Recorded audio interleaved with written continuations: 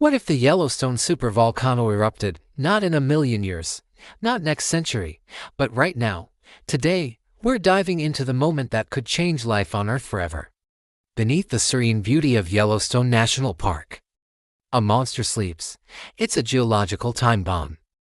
A supervolcano that has shaped continents and dictated the course of life on this planet. We live our lives above it, blissfully unaware of the immense power churning miles below our feet. But for the scientists at the Yellowstone Volcano Observatory, the signs have become impossible to ignore. It starts subtly, a series of tremors, stronger than usual, shake the ground. Geysers that were once predictable become erratic, spewing boiling water with violent and scheduled force. GPS stations detect the ground swelling, rising by inches then feet. The land itself is taking a deep, final breath. Animals, sensing the impending doom, begin a mass exodus.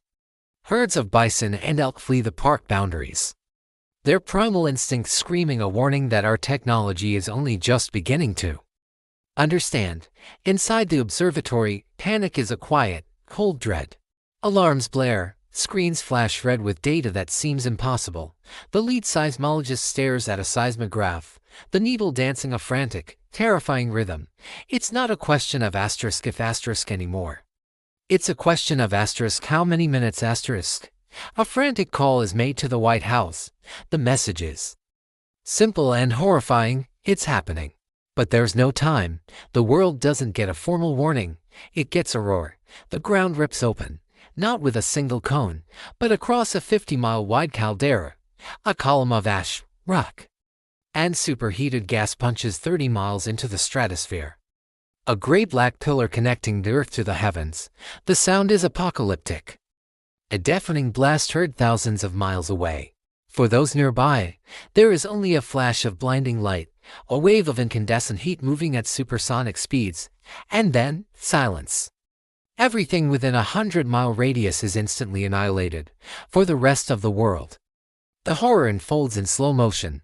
News channels switch to live feeds showing a sky turned black. The eruption plume expands, a monstrous, cauliflower-shaped cloud that begins to blot out the sun. The first wave of destruction isn't fire, but ash, a thick, gritty blanket begins to fall on cities hundreds of miles away. Denver, Salt Lake City, Boise all are plunged into a perpetual, choking twilight. The ash is heavy, like wet cement, and it accumulates fast. It collapses roofs, clogs engines, and shorts out power grids. The world grinds to a halt. Within 3 days, the ash cloud has crossed the continent. New York City, a symbol of human ambition, is coated in a fine gray dust. Flights are grounded globally. The sky, once a familiar blue, becomes a sickly, brownish-yellow haze. The ash entering the jet stream circles the globe, a shroud for a dying planet. This is the beginning of a volcanic winter. As the ash blocks the sunlight, temperatures plummet. Summer becomes a distant memory. The drop is catastrophic: 10, then 20 degrees below average. Crops fail worldwide. The great breadbaskets of America, Ukraine, and China turn to frozen, ash-covered wastelands. The global food supply chain, a miracle of modern logistics, shatters in a matter of weeks. Supermarket shelves are stripped bare. Famine, a specter from a darker age, returns with a vengeance. Society begins to fracture. Governments, overwhelmed and powerless, declare martial law. Cities, once hubs of culture and connection, become prisons of cold, darkness, and hunger. The initial shock gives way to a desperate struggle for survival. The veneer of civilization is thin, and it peels away to reveal the raw, brutal instinct to live. Neighbors turn on neighbors for a can of food, a gallon of water. The emotional cost is immeasurable. People aren't just dying from starvation or the cold, they're dying from despair, watching the world they knew vanish into a gray, silent abyss. Years pass. The sun is a pale, ghostly disk in a perpetually overcast sky. The population has been decimated.